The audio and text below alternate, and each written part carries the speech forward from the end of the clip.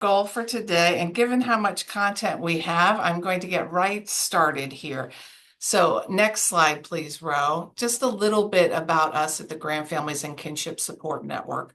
We are the first and only National Technical Assistance Center on the families, which means we work with the systems that support the families. So we are here with anything that you need to better serve kinship and grand families. And we use those terms interchangeably to mean grandparents, other relatives, close family friends who raise children when parents can't.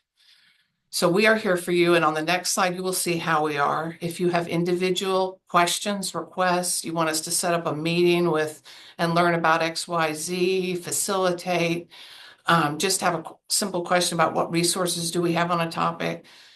All of our assistance is free of charge. You just complete that short form there linked on the right.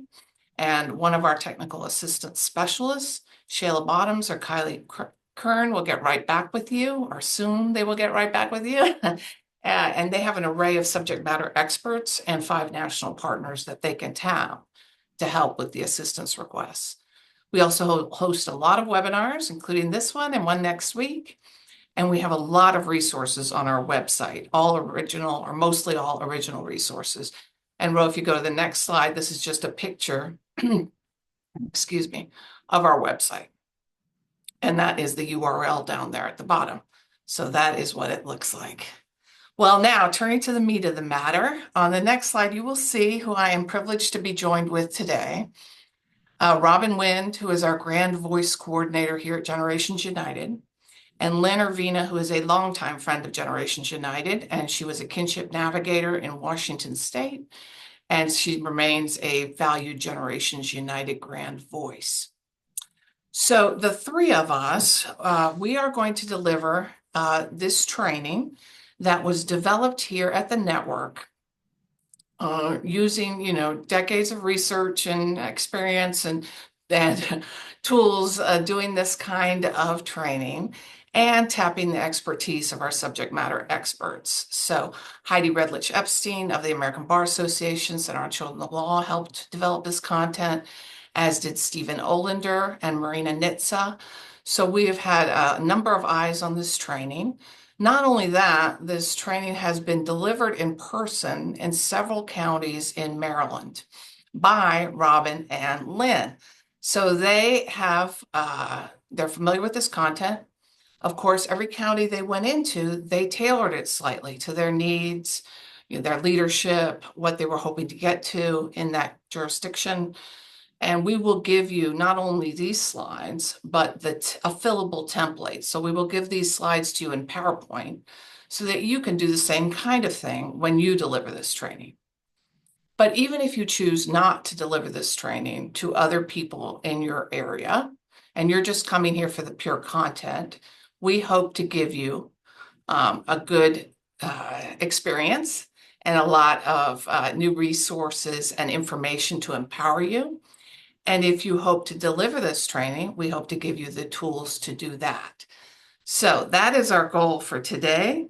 We will conclude this webinar in 90 minutes. And as I mentioned earlier, we will have the 30-minute question and answer that's interactive after. And Mari from our staff is going to drop the Zoom meeting link to that. And you'll be prompted at the end of this content to log off of this and log on to that.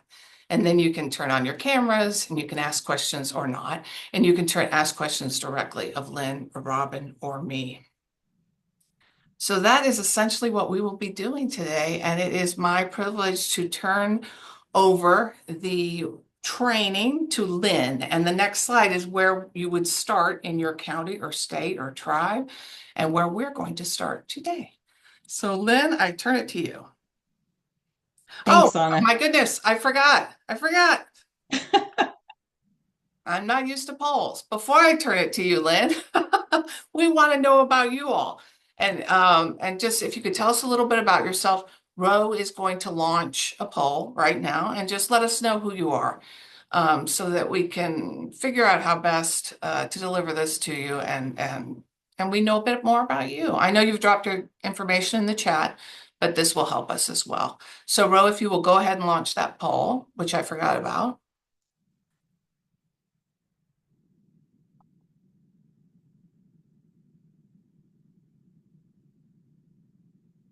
I'm not sure it's working. Ah, there we go.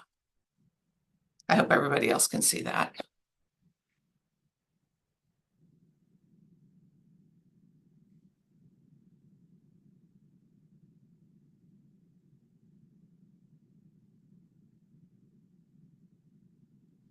Wanna- While Well, we're it looks like, waiting, while we're waiting for the results of the poll, do you want Lynn and I to just briefly introduce ourselves so everybody knows who they're dealing with? yes, thank you, Robin. That's a good idea. We'll give people a chance on the poll. Actually, let's close this poll out and then I'll turn it to you two to introduce yourselves.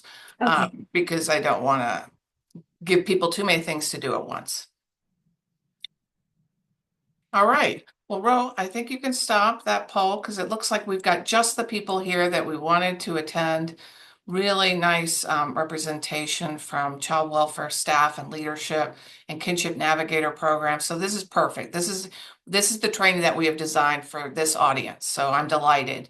I told you a little bit about Robin and Lynn, and they're welcome to share more about themselves. As maybe, Robin, what we do is you talk about yourself as you start speaking for your section. And Lynn, if you will go ahead and just kick us off and introduce yourself. Thank you, Anna. So it was exciting to see all of you from all across the country. That's great. As Anna said, I have been a kinship caregiver for a long time. My granddaughter that I adopted is now 21, recently moved back in, as they tend to do at that age. But I had the privilege of also working as a kinship navigator for 14 years at Family Education and Support Services. And I covered a 3-county area in Western Washington. And I really enjoyed my connection with all of these amazing caregivers. And then I also had the opportunity to get connected with Generations United in their program, which is called Grand Voices. And that's where I learned a lot more about kinship on a national level. And because we have so many of you here today from lots of different places, we're going to be generalizing things a lot. But as Anna had mentioned, we want you to be able to understand how this can work in your county or your state, whatever your jurisdiction is. Next slide, please. So just briefly, we're going to go over what we're going to cover today. Hopefully, this is what you're expecting. Little bit about why kinship care is so important.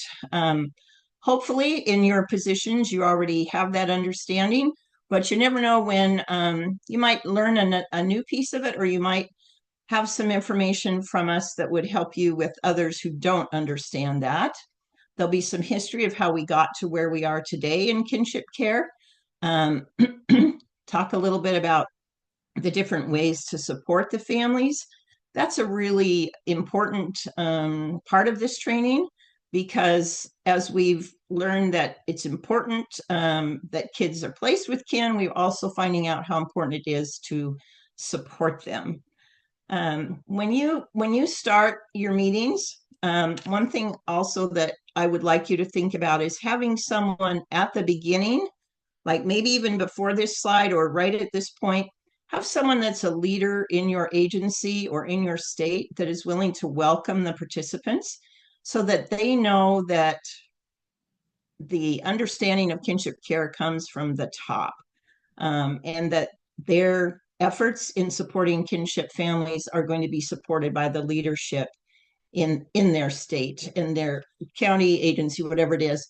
Um, I think it's important that they know that their leaders are behind what they're doing also. Next slide. So we're going to give you a lot of information. Some of it you'll be able to access, or most of it you'll be able to access afterwards. But these are the really two most important things that we're all going to keep referring back to throughout this training today. We know, and research has proven, that children thrive when they're placed with relatives. More and more research has shown this over the years, particularly in the last couple of decades. We have more data than ever that shows children really truly thrive with relatives. And then the second part of that is especially when they receive the support they need. Um, we're going to talk about the advantages and disadvantages of becoming licensed and how that provides relative caregivers with more supports.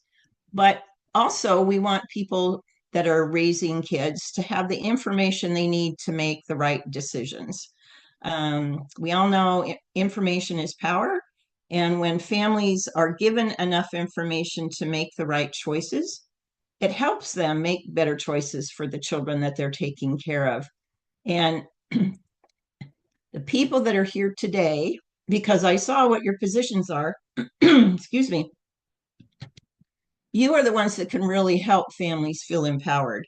You can be sure that they get the information that is accurate for where they live, for the children that they're caring for, and you can really help them. If you're working on implementing specific kinship licensing standards, that can be confusing for people. And again, the more information they have, the better they'll be able to take care of the children. Next slide, please. So before we continue with this, I'm going to take a minute and just a little bit more about why I took in my granddaughter and why so many others do. Um, I came home on September 5th, bright sunny Sunday afternoon, and on the counter in my kitchen was a subpoena that my youngest child had been served with to submit to DNA testing for a child that we didn't even know had been born. Um, needless to say, it was a interesting afternoon at our house. And we did find out before very long that this child was living in a dangerous situation. She was brought to our house and left with us for a few hours. I asked my son, well, when do we need to return this sweet little 11-month-old, by the way? She was 11 months old. When do we need to return her? And he said, oh, whenever. Mom didn't really care. So this little one, who was 11 months old, was living on the streets of Olympia, Washington, with a mom who was struggling with substance use disorder and mental health challenges. And we didn't even know this little one had been born. This was our grandchild. And that is one of the challenges on the paternal side. One interesting thing about Robin and I, both, we are paternal grandparents. So when I talk about kinship care, it's because to me, that's this little girl when I think about her. It took us a while to get the court documents in order.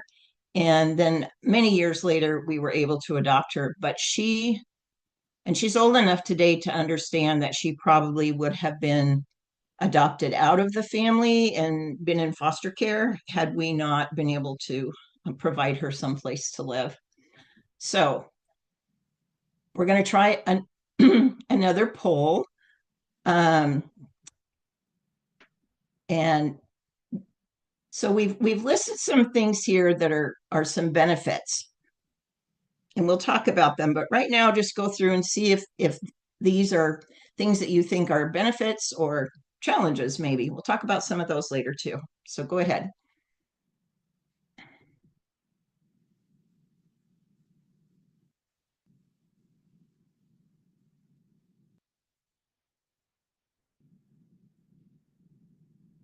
While you're voting, I noticed in the chat that we have another paternal grandparent here with us today. So we just have some other issues that maternal grandparents don't have to go through because we have to prove that we're related. It's a little easier if your daughter had the children. Okay, why don't we go ahead and close that and see what the results are.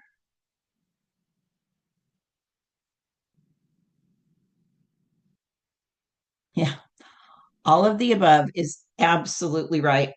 We want to be sure that children are connected with siblings. Now, sometimes kinship families cannot take all of the children in, but it's been proven that if they can keep a relationship, it's good. In Washington State, we have a wonderful camp called Sibling Strong, where children that have been adopted and are not in the same home as their siblings, or they're in kinship care in different homes, they have a chance to spend a week at summer camp together. And that really strengthens those connections. Less trauma is certainly important. We know that kids are in care because there was some trauma. Hopefully they know the relatives. Again, our story was a little unique because we did not know this child, but she got to know much of her family, and she knows where she came from and where she belongs. Being connected to their culture is really important. Robin's going to address that a little bit more too. And less likely to need to be moved to another home. Think about that. That's going to save you work and save you time if children don't have to be placed in another home because they're with family and you've done your due diligence to be sure that's a good place. And seems permanent. Sometimes they do reunify with parents, but often it goes on to guardianship or adoption. So all of these are wonderful things. Go ahead to the next slide. When you're doing these polls in your trainings, there's lots of different ways you can do it. If you're in person, you can ask them just to shout out. You can have somebody write answers on a whiteboard or on flip charts. Lots of different ways, but it is one way to get people to stop and think about it, because we didn't give them the answers to just mark off on the poll like you did. We asked them to come up with these things on their own. We spoke a little bit about the family dynamics. I hope that the name Dr. Joseph Crumbly is not new to you. I hope that you've seen some of his trainings, and if not, the link is on here. He does a whole series of really targeted trainings for kinship caregivers. And yes, I see the comment that Dr. Joe is amazing. He became my kinship hero when I read one of his statements. And we often hear about the apple doesn't fall far from the tree. Sometimes that's a good thing if somebody's complimenting a member of your family and they say, oh, looks like your son inherited the same talent for, I don't know, baseball, whatever. But also, and particularly in the kinship world, that phrase was being used against kinship families. Because if there was an adult parent who struggled for whatever reason, but we know most often it's substance use disorder and mental health challenges. Sometimes that leads to criminal opportunities that, take them away from their family. And if someone in leadership says, well, the apple doesn't fall far from the tree, so I don't think that person's child should be placed with the grandparent, because the grandparent's probably the reason this adult child got into trouble. Well, that's really, I'm sure it happens, but not all that often. And so what he said is, yes, the apple doesn't fall far from the tree, but don't forget that there are still many healthy apples on that tree. When I read that, I just thought, somebody gets it. This is perfect. And I had that in my office for many, many years before I retired. Go ahead to the next slide, please.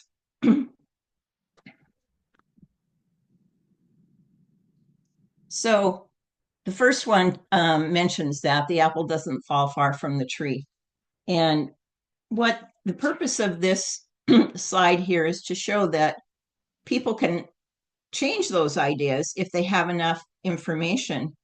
And sometimes it just does take education and training for them to understand that. Another challenge there, the unexpected responsibility of caring for adult children. I thought I was almost done raising kids.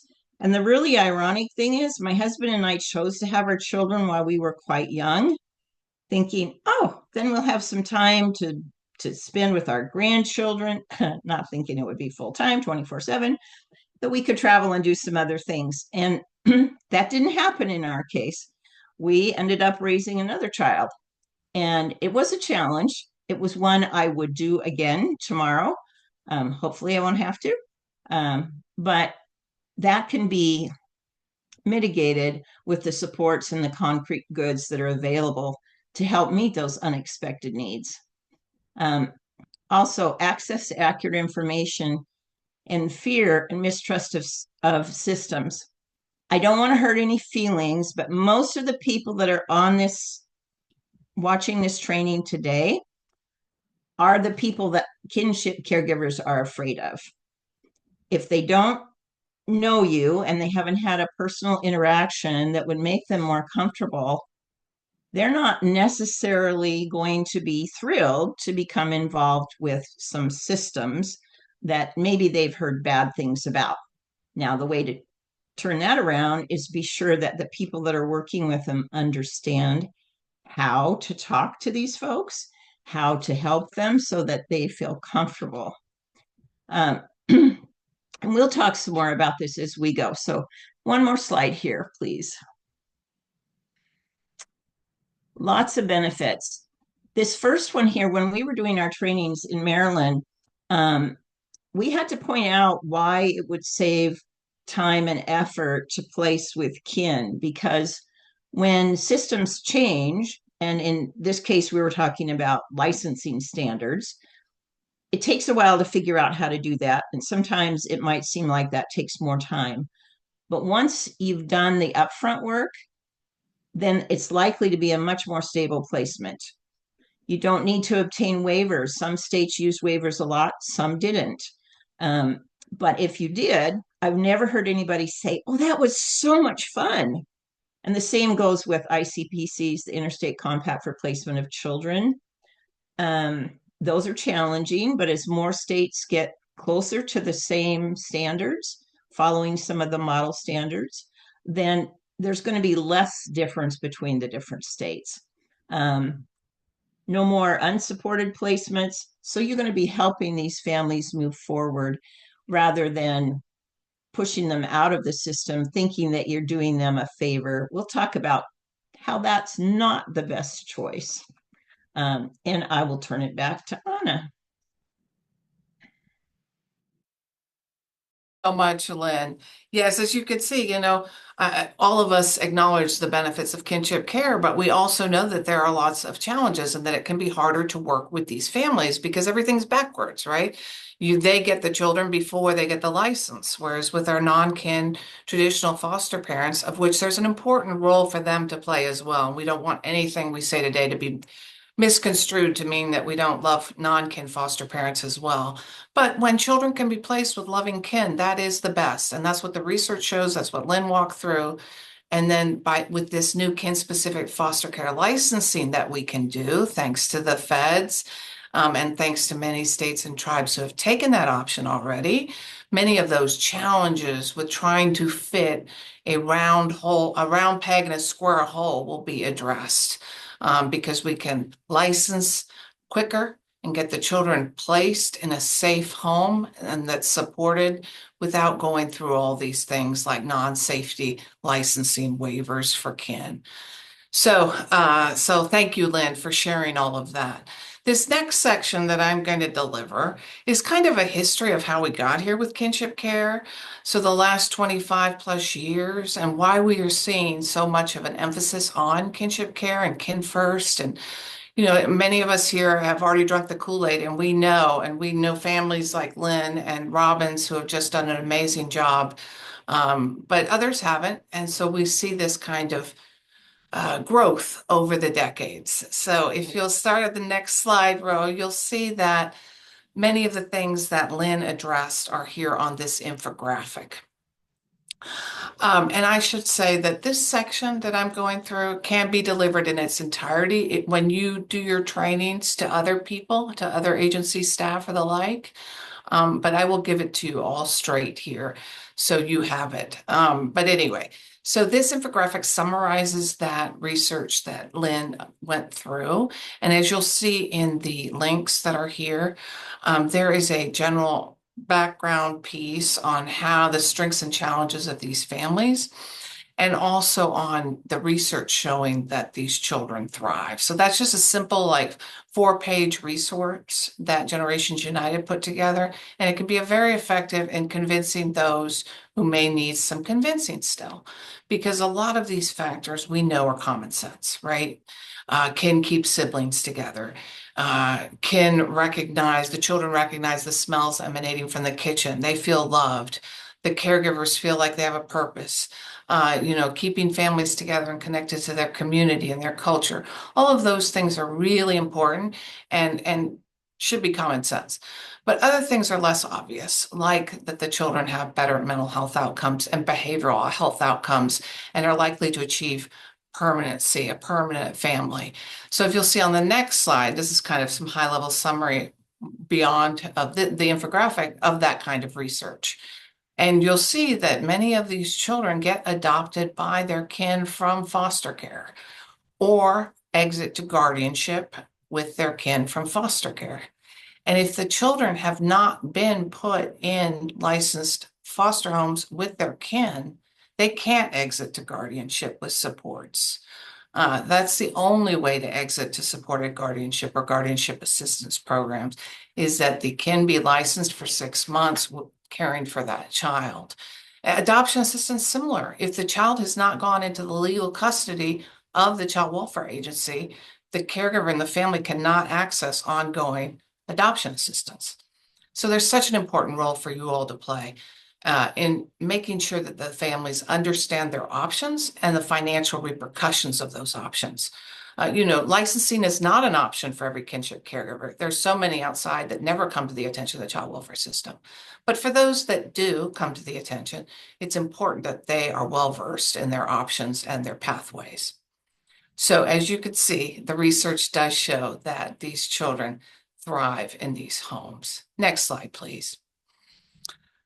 The federal law has mirrored all this decades of research showing all these benefits. And it started with the Indian Child Welfare Act, it's really the gold standard of keeping children in community. About 30 years ago, the federal law that created Temporary Assistance for Needy Families, or TANF, put in a preference for placing children with relatives over non-relatives. Every state has followed suit since that time, and some of the preferences are stronger in law than others, but something is in every single jurisdiction, some type of language like that. And then the federal laws that followed that provided for federal guardianship assistance so that children could exit with their licensed kinship caregiver into a permanent supported guardianship. Other requirements in those laws included funding kinship navigator programs that have met evidence-based standards and requiring child welfare agencies to identify and notify all adult relatives. So a real commitment by the federal government that goes all the way up until this year when the strengthening, I can't remember the whole title, but a new federal law, which was enacted unanimously in January, which will provide additional supports for kin. So decades of federal law affirming the importance of kinship care. Next slide, please. So when I started doing this work in the late 90s, these were the kinds of media stories that we were seeing. We were seeing kinship families as apple doesn't fall farther from the tree, like Lynn referenced. They're just trying to game the system and become country club grandmas that access public benefits and use them for themselves, kind of thing. And this was in mainstream media, the kind of media that now would be very ashamed to have said anything remotely like this. But here you go. You can see what the quote is. The parents are in jail, they're on drugs, they've lost custody. Really negative portrayal of the parents and negative portrayal of the caregivers as someone who are trying to game the system. Next slide, please. Other articles show, that they portray the parents as the lost generation. Grandma failed, they're lost. They're trying to do the best they can with with the grandkids, but it's all very sad. This is how it was portrayed 25 years ago. Next slide. NPR, the National Public Radio. Is kinship care better than traditional foster care or worse? We have moved way beyond asking that question. We know that traditional foster care is important too, but we don't ask this question anymore. Next slide. And what has changed this? Well, those federal laws, those decades of research, a lot of advocacy work, a lot of organizations like Generations United and others doing this hard work. And guess what? A lot of celebrities, because they shape public opinion. And so these stories have been elevated more and more, like Jamie Foxx talking about his grandma. I mean, he referenced her when he accepted the Academy Award. On the next slide, you'll see a whole plethora of public figures who have really changed the perception of who are kinship families and grandfamilies. All of these people here, many of whom, hopefully all of whom you recognize, were raised by grandparents or other relatives. And look at how they've excelled in whatever their chosen field is or was. So a real array of success stories. I think we call them grand successes, as a matter of fact. So celebrities helped shape the dialogue. Next slide, please. So with the federal law changes, with the research, with the celebrity, and with these national grand rallies that we held at Generations United hosted with a number of other national organizations, including Children's Defense Fund and many others. And after each of these grand rallies, some type of federal reform happened. Because guess what? Like Lynn and like Robin, they're the ones who move the needle. These stories of real people with real strengths and real challenges are what move lawmakers and what move agencies and what move us all to do better. So they are the critical piece that has moved the dialogue from that very negative portrayal of families 25 years ago to a much more positive portrayal of families now. And on the next slide, you will see how we're talking about them now. And this is Sarah Smalls, who is an insanely, well, I shouldn't say insanely, a very, very valued member of our management committee here at the Grand Families and Kinship Support Network. She's a grand voice as well from Virginia. And, here she is talking to NBC News. And instead of talking about, parents are lost, grandparents are greedy, it's talking about how do we help these incredibly valuable families better meet the needs of the children that they are unexpectedly raising. So this is where we've come to.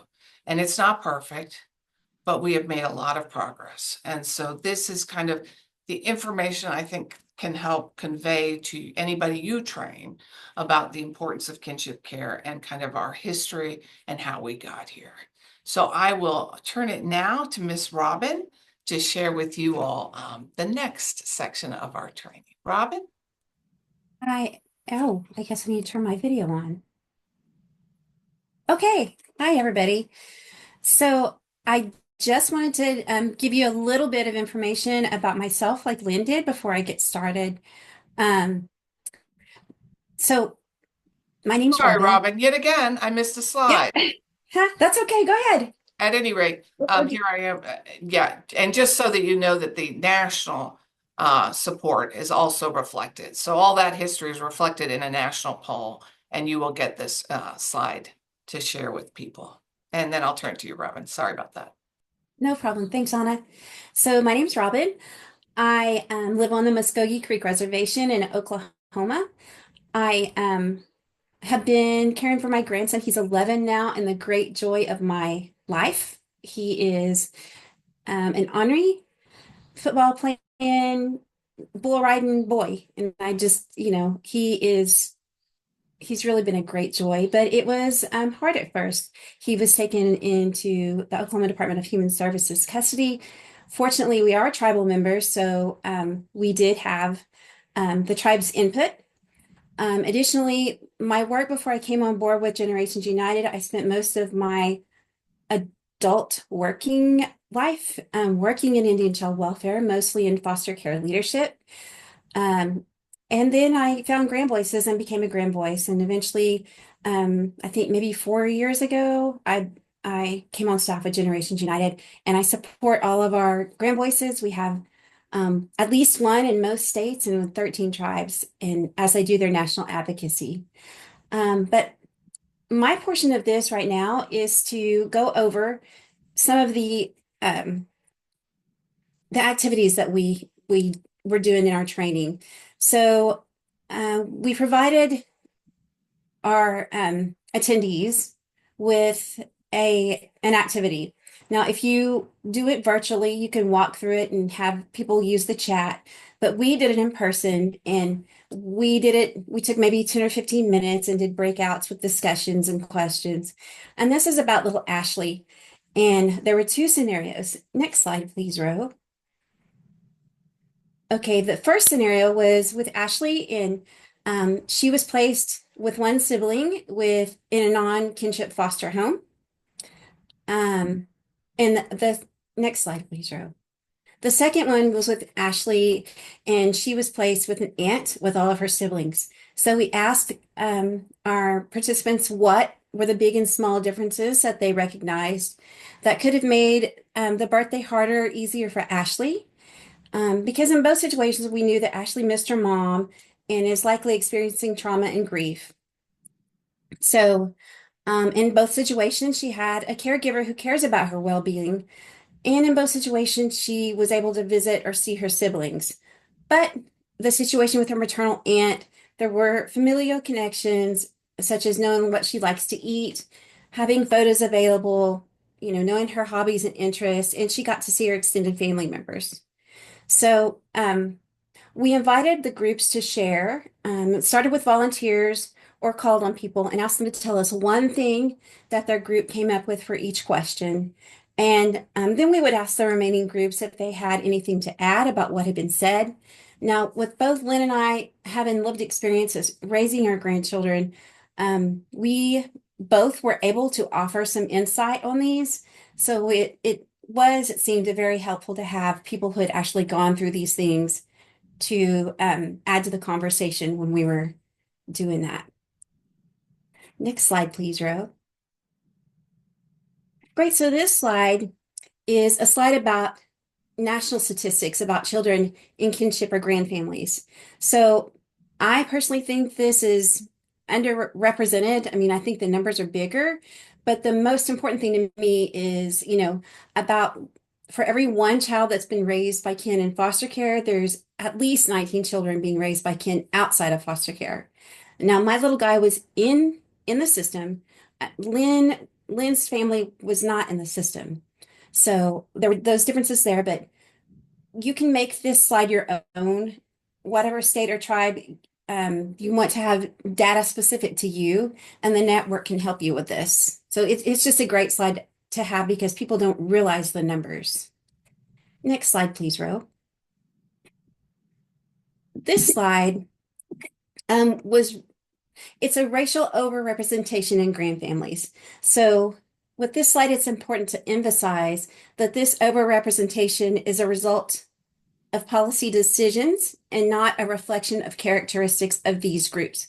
So with being a citizen of the Muskogee Creek Nation, I am represented in this slide. So I used some of the things that were relevant that have happened in my family for this slide. For example, I was able to tell people that I am the first one in my dad's direct line in his family that wasn't forced into boarding school I believe it's in the last 100 years. So it's helpful if you have a lived expert that can give sort of personal history when it comes to this particular slide as well. Next slide, please, Ro. Okay, so I like this slide too. And this data doesn't distinguish between children in licensed foster homes and those who are in unlicensed homes. And we certainly know that the majority of children are in unlicensed or unsupported homes. So in 2007, 20% of children in foster care were being raised by relatives. And in 2022, it was 35%. And I would imagine that hopefully that number is going to go way up. And now I'm turning it back over to Lynn now. Thanks, Robin. As she mentioned, some families are part of the system, part of the licensed, and some are not. And one of the big changes recently has been that we can now license families specifically as kin licensed homes, which makes it much easier for the families to receive the benefits and the supports that come as being licensed. Next one, please. So just real quick, I'm going to put a plug in here. This little drawing is part of a contest called Voices of Children. It's a contest that's run in the state of Washington. Children draw pictures and write things about what it's like to live with their relative caregivers. And we also have another part to it, which is the Voices of Caregivers. The reason I bring it up is these are really good things to use if you're advocating with leaders who maybe don't understand some of the reasons for kinship care. Next slide. So this is pretty amazing. And again, this is one of those that you'll be able to personalize for your state, county, region, however you serve the children in your area. So for many years, people really thought that they were doing kinship families a favor by keeping them out of the system. This is an example of how it wasn't really such a great idea. The national average for TANF, the child-only grants that we were talking about before, it's only $304 a month. And the national average for one child in foster care, the reimbursement rate is $915, which is the same as for guardian assistance programs. For two children, because grandma doesn't always just have one. Sometimes two and more are placed with them. It goes all the way up to $426. But if they're in a licensed home, it would be $1,830. And heaven forbid, grandma gets three. I used to joke when I was in the right place where I could get away with it, that the first child gets a little bit of food, clothing, and maybe some opportunity to participate in a sport. The second child apparently doesn't need any clothing. And the third child is really lucky just to get a little something because they don't multiply per child. It just goes up a little bit. And that's not the reality with raising children. It doesn't go up just a few dollars when you add a child to the household. And in the licensed foster world, that's been recognized, but it is yet to be recognized in the child-only TANF world. And the differences are huge. So that's the kind of favor you were doing these families, is many times forcing them into poverty. And I know you were doing your jobs and you were doing what we thought was best at the time, but we know more now and we're trying to adjust so that we can understand that foster systems can be very supportive of families. So next slide, please. These are a couple of more examples of resources that are available through Generations United. One talks about TANF resources, and the other one goes into a little bit of detail about good cause. And that's something that we found in Maryland, many people weren't aware of, and I'm not sure in other states how that works.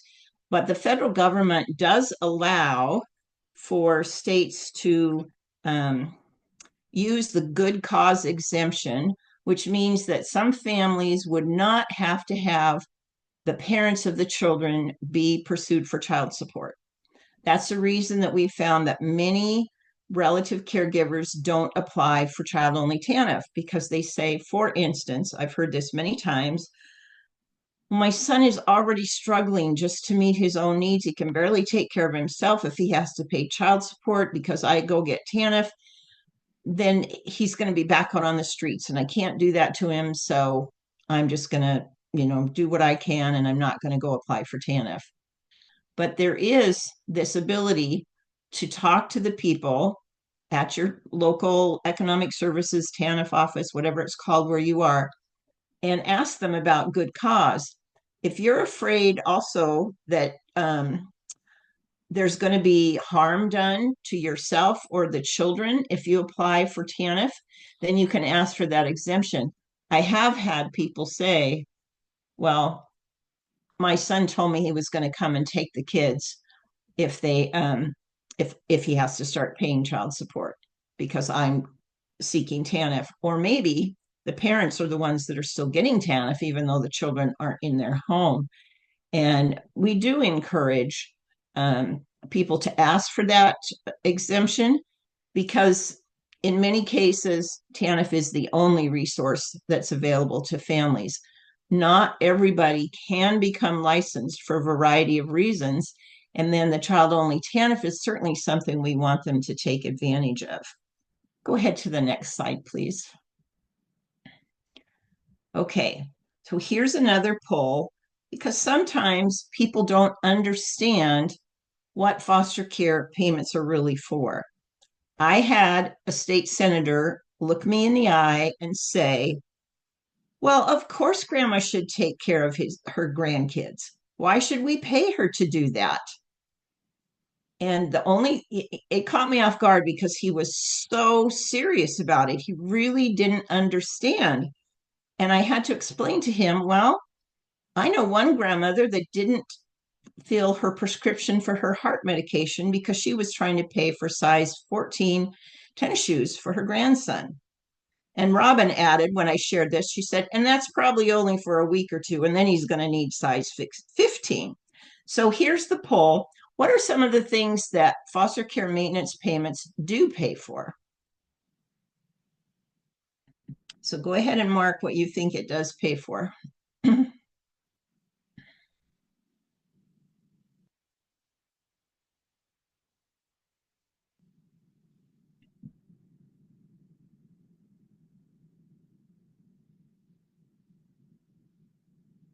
I think a lot of what we do when we're trying to change policies and move that needle in the right direction is really it's education because people just don't understand what the situation is.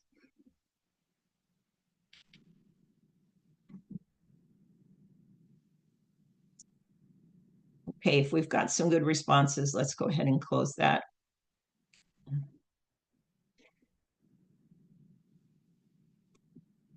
I can't see the very bottom of it.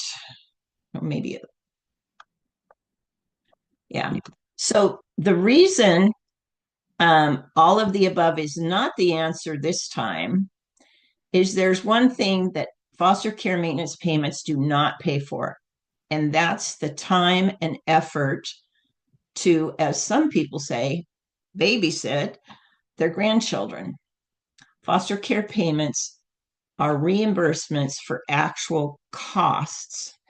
And we know that those are not insignificant costs, but the money, if they're getting licensed foster payments, are not, it's not for actually caring for the children. Go ahead and move to the next one.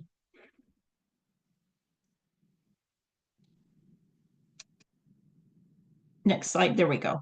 So if someone doesn't understand that, here's the actual law.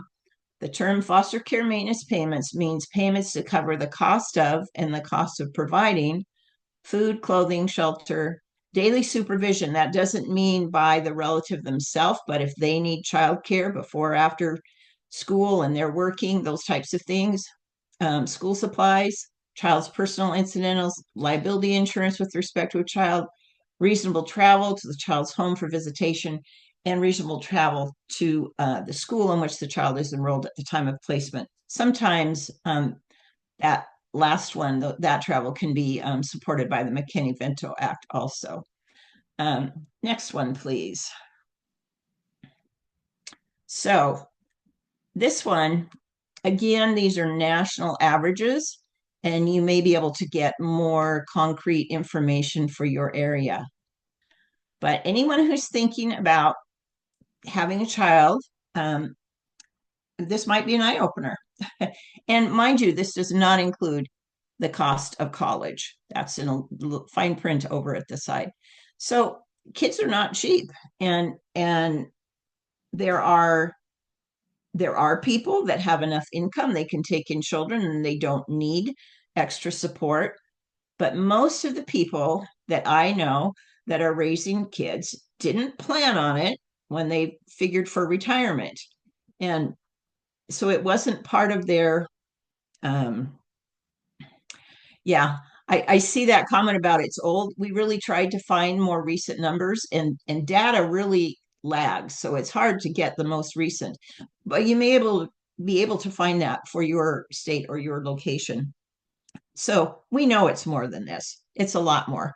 And there's even questions about whether or not um, it's less expensive in rural areas than urban. It depends what rural areas and what urban areas for sure.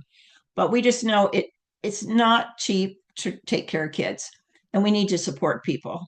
Next slide, please. So a couple of things to keep in mind. Again, that's benefits for families that have been in the formal system.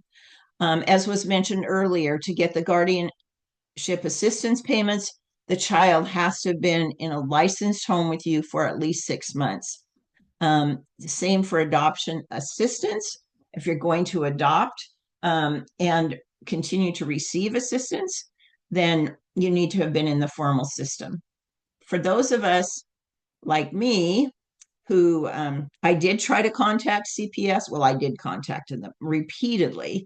For whatever reason, they were not able to locate mom. She was on the move. I called them so many times. The person on the intake lines finally told me about an option to go to family court. And we did that because we couldn't wait for this child. We couldn't let her be harmed any more than she already was. And so we stayed outside of the system, and I was called informal, which is a little bit of a pet peeve of mine because I spent thousands and thousands of dollars and I have stacks of paperwork. And that was just to get custody, but they call it informal. And I prefer the term independent, but that's different than the independent here. So college tuition is available if kids age out of foster care. If they've been in foster care over the age of 13, then there are benefits available. Next page, please. Next slide. So a couple of things that are really important for those who adopt children, and these do not have to be part of the formal system for those first ones. The veterans benefits if you actually adopt, and the social security benefits are based on the caregiver or adoptive parent. That ended up becoming very important in our family because almost 8 years ago, my husband died of stomach cancer, and my grandchild, our daughter, at that time was only 13, and she was able to receive Social Security benefits, survivor benefits, until she graduated from high school. And that was very helpful. She would not have received those if we just continued to have state ordered custody of her. So you're never quite sure what's going to happen down the road. And the more we can find permanent homes for these kids and support the people that are in care, the better the outcomes are going to be for all of them. And I will go ahead and hand it back over to Anna. Thank you, Lynn. Thanks so much. So what are these kin-specific foster care licensing standards that we've been referring to? Some of you on this webinar may be far along and may already be rolling out those kin-specific licensing standards and processes, and some may be thinking about it or in the process of doing it. So this next section can be delivered in its entirety if you do a training in your area, or it can be modified to what's going on where you are. So for example, when Lynn and Robin delivered this training in Maryland, they modified this section to be more aligned with where Maryland is in the process. But this will give people, especially if they're new to the changes, a good overview on where we are and the importance of this kin-specific foster care licensing. So next slide, please. This is work that we did with the American Bar Association Center on Children and the Law, Child Focus, Annie E. Casey, and we did this almost 10 years ago. We convened a number of jurisdictions and we came up with the 7 steps to become a kin first child welfare agency. And you can see all that information at the link there.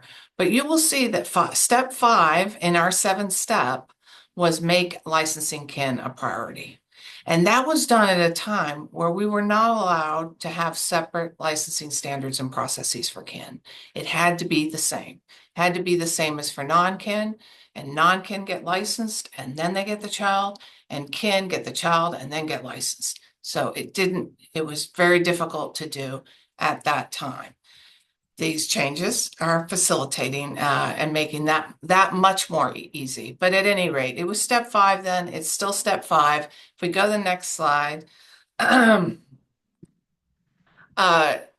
this is the part that makes it much easier. So at the end of 2023, after a proposed rule was published on Valentine's Day, there was a final amended rule that's from the feds that said, you states, tribes, territories, Title IV child welfare agencies can, optional, implement kin-specific foster care licensing standards and processes. You do not have to have the same standards as you do for non-kin. And you are required to pay kin and non-kin who are licensed the same. So that was that rule. And when it was in a proposed state, it received overwhelmingly positive support from states and tribes and territories and everyone else. Because for decades, I've been hearing it, and we've all been hearing it, going into states and saying, why can't we do it differently for kin? This doesn't make sense. So now we can. So next slide. So what the rule says specifically is that you can have separate standards. You're required to pay kin and non-kin the same. And then specifically, it's basically saying, continue to do what you've been doing.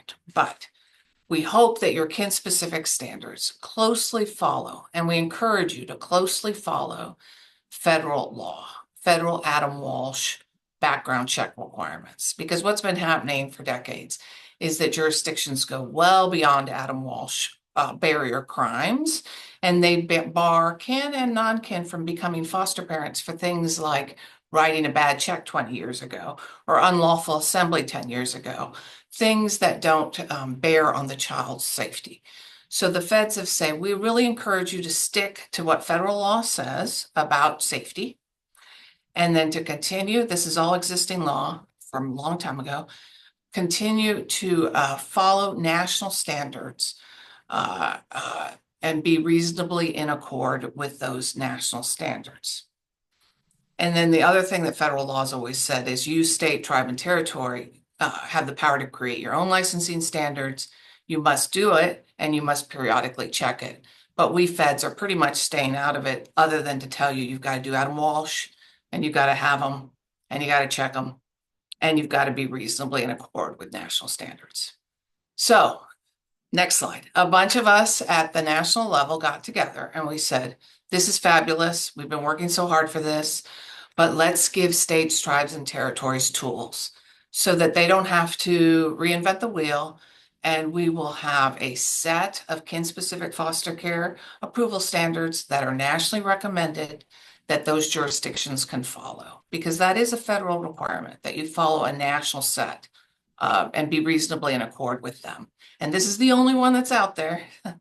We worked hard on it with all those partners that you see in the image, and with over 100 kinship caregivers, with over 45 Title IV agencies, with all kinds of subject matter experts.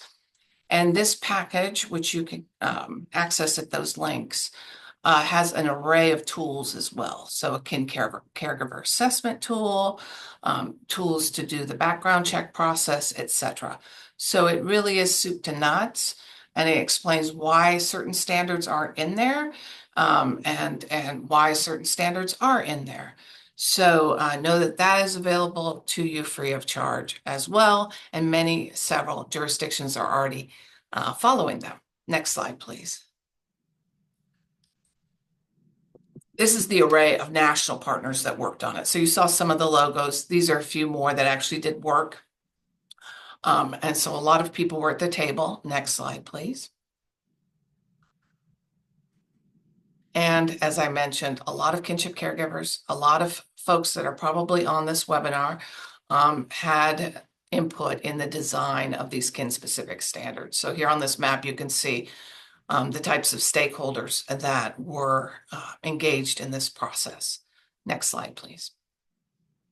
So what do the kin-specific standards say? And what do they include? Well, they include the required background checks in alignment with federal law and Adam Walsh. They have a kin caregiver assessment that's comprehensive and thoughtful and is approached as a balanced assessment where you approach the caregiver with respect and with how can we help you as opposed to what do you need kind of outlook. And they're designed to get the kinship caregiver approved and licensed as quickly as possible so that the Title IV-E foster care maintenance payments and the foster care maintenance payments can start as soon as possible.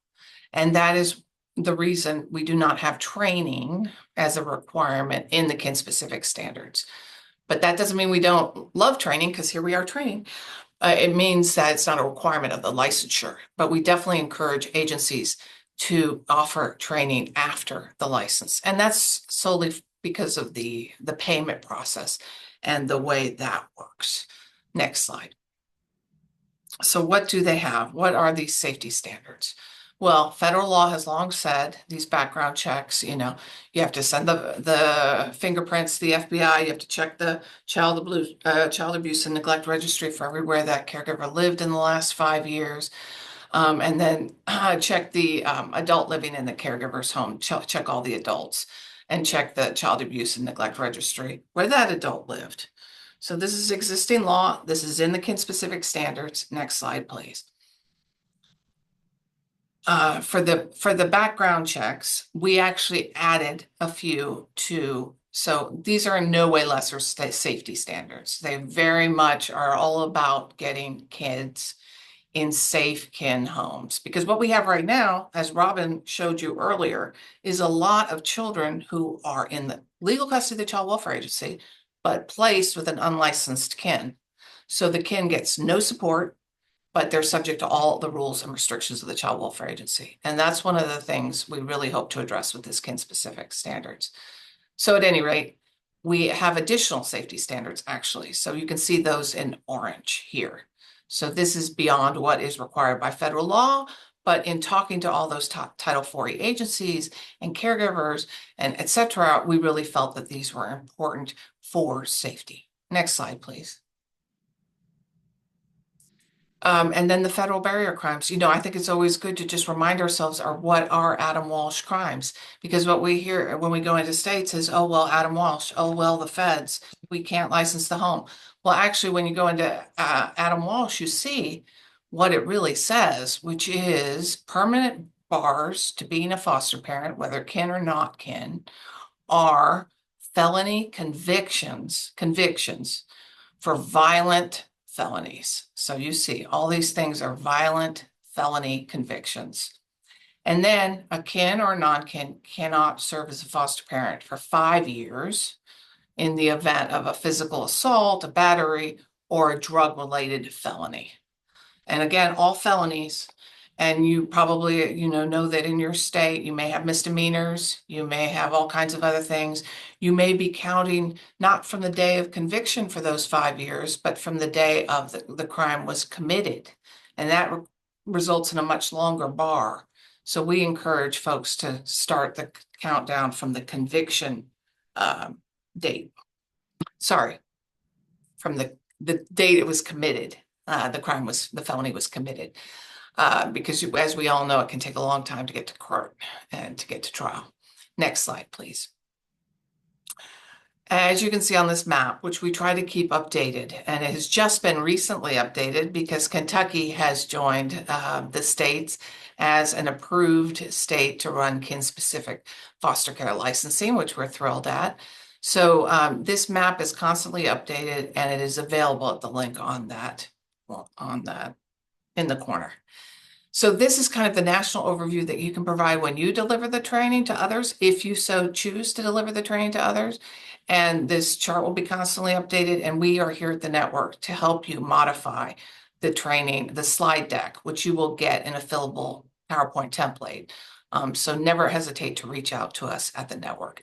And now it's my pleasure to turn it back to Robin. Okay. Next slide, please, Ro. Okay, so I'm going to run through with you the value of the Child Welfare Agency in supporting kin, because it's really important to get buy-in from the workers on the ground. Next slide, please, Ro. So this next slide, I would go over with the participants and just explain to them, it's hard work, and I know you're exhausted, and you're up half the night with, blown placements and everything else, but I want to emphasize that you're needed, and some families and children definitely need your protection and support. And it is very important that families should be provided with their options in a balanced way, as families are our own best experts. I did throw in, a personal experience about my son. If a child welfare worker had asked me, I could have told them, that he was a very kind-hearted, sweet child, and he was a very sweet man. He loved his family. I could also let them know that, he had ADHD, and you had to remind him about, you have a counseling session on this date. Or I could also let them know that he wasn't very work brittle. He got bored with jobs very quickly and would change employment. And I also let them know that, even though he passed all his drug and alcohol assessments, I knew he was drinking. I didn't know how much, but I knew he was. So it's just important to understand that families are their own best experts. Next slide, please, Rob. Okay, so we also had different situations that we shared virtually. You could share the situation and ask for what would happen if this was an approved or licensed foster home, and people could put their answers in the chat. We did it in person and did small breakout groups with these given situations. We also, the second column on these handouts were blank for them to fill in and discuss as a group. Next slide, please, Ro. Second is, and we just divided the room in half and gave 2 situations. Same thing. The second half of the slide the paper was empty, so they came up with their own ideas. Next slide, please, Ro. And then we discussed and we gave some examples of what families may ask workers and responses they can give. So one of the things we've heard is, we don't want to be in foster care. We don't want to be in foster care forever.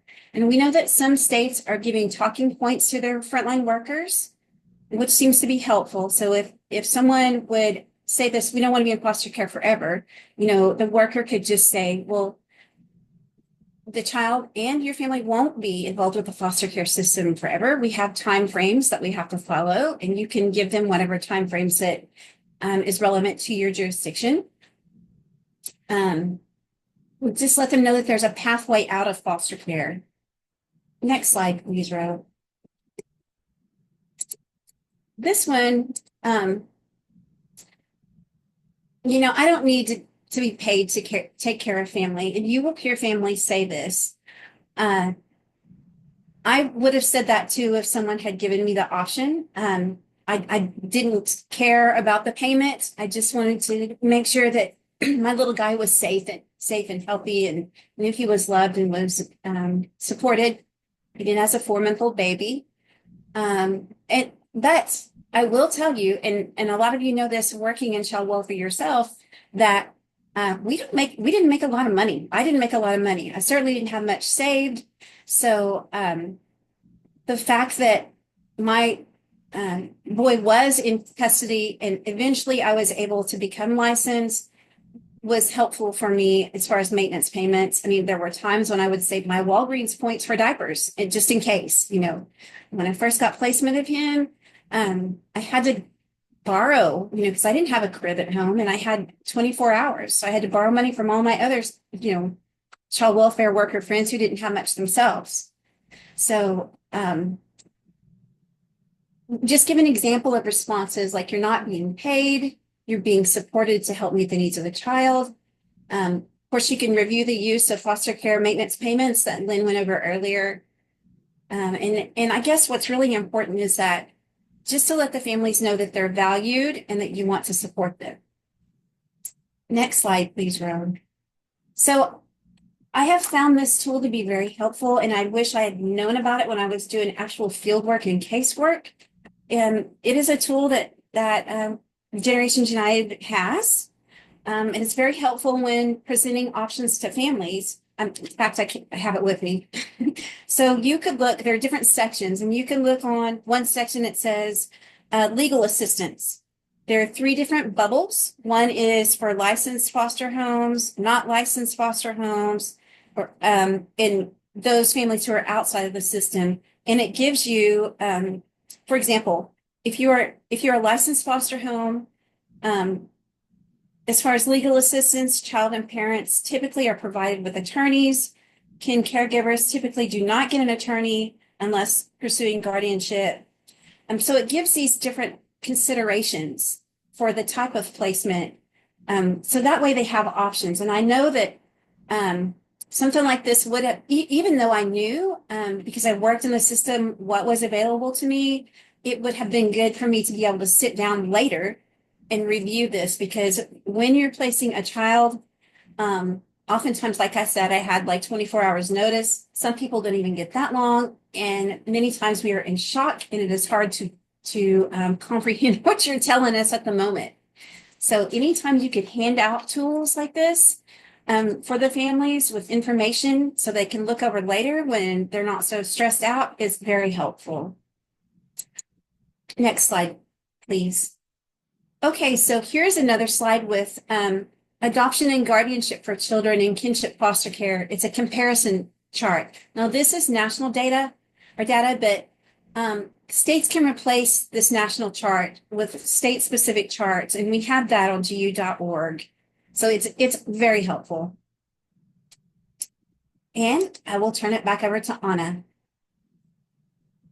Thank you so much, Robin. Yeah, so what we really believe in here at Generations United and the Grand Families and Kinship Support Network and so many of our partners is that what's important is that the families get their options, right? Especially we're talking mostly today about those who have come to the child welfare attention so that they understand what one pathway versus another pathway is going to lead to, both in terms of legal consequences and financial implications. And that's what those charts help the caregivers do once they're in licensed foster care. But yes, to quote both my esteemed co-presenters here, the families are their own best experts for sure. We just have to empower them with all the information. So want to share with you all some additional resources that we have available. And this you can keep in the training deck when you deliver it, if you deliver it in your area, or you can use it yourselves. So we hope to give you a few additional resources here. So on the next slide, you will see a kin finding toolkit. So, if you're going to place children with kin and you're going to license the kin as foster parents, you have to find them, right? And in the case of paternal grandparents like Robin and Lynn, they're not always as easy to find as the maternal family. So this toolkit gives very practical suggestions about how to find those kinship caregivers. And it is based on working with a lot of jurisdictions and talking to a lot of experts Marina Nitza, one of our subject matter experts, put it together.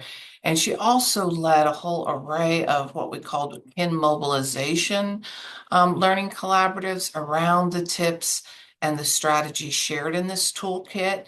And you can access all of that free of charge at the link at the bottom. So you have to find kin if you're going to support kin, right? So next slide, please. Another critical piece for all child welfare agencies and all agencies and organizations serving kinship families is to have kinship families at the front and center and really be talking to them and having them in all aspects of programmatic decision making. Not assuming what they need, not assuming what they want, but really talking to them and having them at the table. And this is a resource that talks about how to do that effectively, how to compensate them for their expertise, etc. So that's another resource that's available to you. Next slide, please. These are toolkits that Generations United put together several years ago, and they are aimed at building up our own cultural awareness if you're not part of that particular community and understanding that community better so you can serve them better. So you'll see they're aimed at American Indian, Alaska Native grand families, and that toolkit was done with our partner, the National Indian Child Welfare Association, African American grand families, and then Latino grand families. So a number of tools in there and education for those of us who may not be part of the particular community on how to better serve them. Next slide, please. Grand facts. So this is something that we've had at Generations United now for over 20 years. We now at the network manage the updates to these grand facts, and we've also added several jurisdictions, including a handful of tribes through our partner National Indian Child Welfare Association and Puerto Rico and the U.S. Virgin Islands. All of these grand facts are available in English and Spanish. You can hand them to caregivers. You can also use them yourselves if you want to help connect a caregiver to a service or support, because as we know, that's really one of the critical pieces of being Kin First, is partnering with all those community players that are important to the families. So know that's a resource available to you in English and Spanish. And if you see any updates that need to be made, don't hesitate to reach out. You'll see the email address on there to request changes. We do that all the time. Next slide, please. These were requested in Maryland, and so I'm sharing them with you here. And again, you can delete these slides if you deliver this training, or you can augment these slides, but these are guidebooks for caregivers. And you can find these, at your bookstore or on Amazon.com or wherever you get the library, wherever you get your books. Next slide, please. And also they were asked in Maryland for some books for the children and some picture books for the children. And here is a selection of several. The Sullivan Goes to See Mama is specifically about parental visitation. And that one is in pre-order right now. And you can get it for Kindle, I think, but it's not available yet in the hardcover, but soon, coming soon. Next slide, please. And a couple of other resources for children and young adults that make them feel less alone, because it can be hard for children when everybody's talking about parents, and they are not living with their parents. So these can be useful tools to share with the children and the young adults. Next slide, please. And then finally, just a reminder to stay connected with us at the network. Sign up for our monthly newsletter. And we ask that you share this with anybody that you train as well. All of our assistance is free of charge. And we have a very robust LinkedIn page where we advertise our webinars and all of our offerings. I am going to ask Mari on our staff to drop in the chat the Q&A session that we're going to do on Zoom meeting in about 10 minutes. But before we get to that, on the next slide, I'm going to share with you that we are having a conference this summer in Louisville, Kentucky, and we're going to have a full day Kinship pre-conference with an array of really interesting panelists, including a visitor all the way from the United Kingdom who's going to talk about her kinship work, and then a full kinship track. So there will be workshops in every single slot And you're going to have a hard time deciding which ones to go to because it's going to be the richest kinship conference that we've seen in a very long time. So we encourage you to register, and we will love to see you there. Next slide, please. Finally, I'm going to leave you today with a 5-minute video from one of our featuring one of our grand voices, Genia Newkirk in North Carolina. And before you start watching the video, I want to share with you a few pieces of her story, which is that Genia did not know her niece, didn't even know her niece at all before she got placed with her. Because, we see some states making these definitions of, oh, the child needs to know the caregiver. Well, not necessarily. As long as the kin is connected to the culture and the family, that is very important too. So anyway, they did not know each other before the placement. Genia became a licensed foster parent, but she was not given the option to adopt, which would have worked beautifully in her case, and it would have provided her a pathway to ongoing adoption assistance. And she's a vet, so the niece would have been eligible for veterans benefits eventually. So while these two are thriving and they're doing great, they could have been doing even better if the Child Welfare Agency had told them about their options. But we're thrilled that they are doing as well as they are. But it does elevate the importance of really your role, your protective role, your role in as an educator, as a facilitator, as a connector. So don't ever diminish your own value, because I hear all too often child welfare agencies telling me they don't want us in their life. Well, don't make that assumption, because some of them really need you and want you in their lives, as one of the examples that Robin shared with you illustrates, which comes from a real life story, and many like it, which is many times these families do need the child welfare agency in their lives.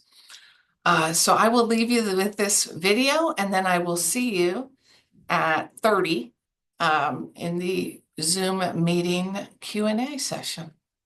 So Ro, if you will start the video.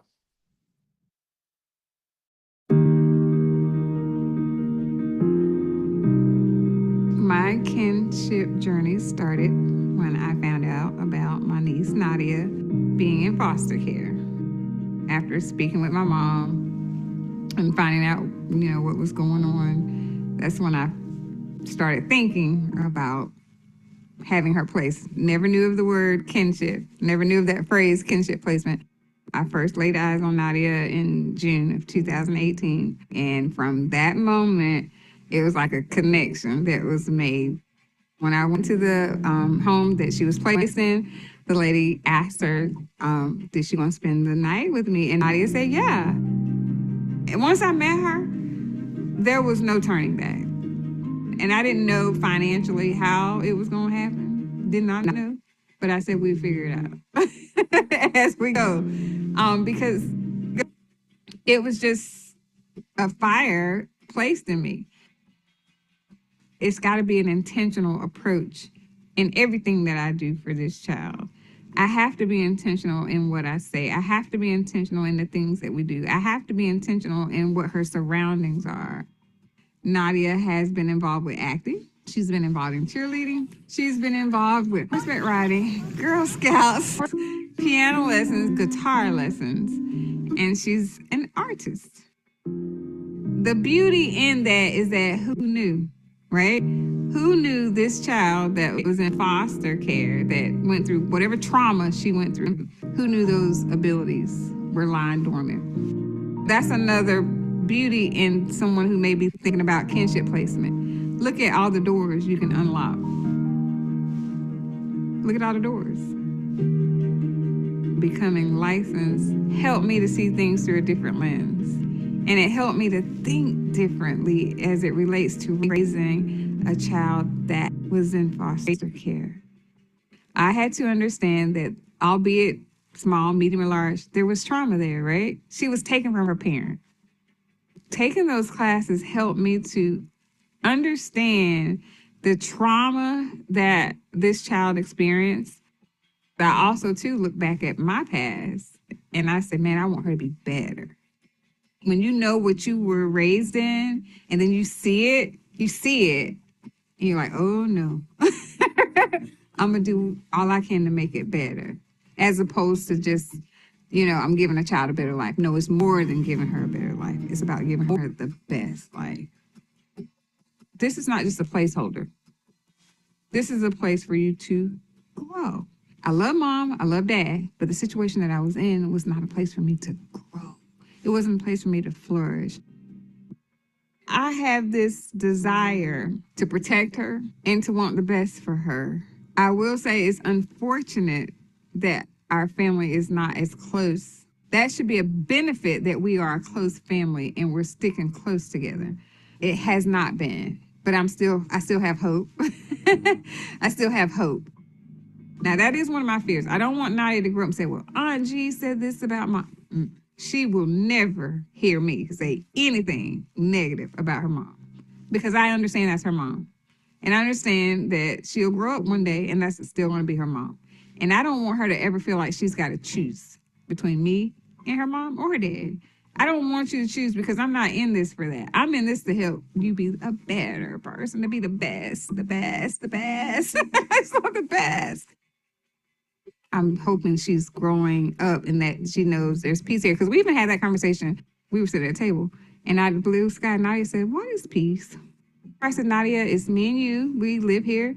There's no arguing. We're kind to each other. I try to bring that home to her because I know where she came from, a lot of stuff. And I know, even my side of the family, a lot of stuff. And that's a distraction that prevents you from being your best. I just want her to know what peace is and what pleasantry is and what kindness is. And it doesn't even have to do with who you are, where you came from. Just like love is universal, peace and kindness can come from anybody. It doesn't matter where you came from. It doesn't matter what you've been through. The most common thing I hear from people, Nadia is so blessed to have you. But most time I correct them. I say, no, I'm blessed to have her.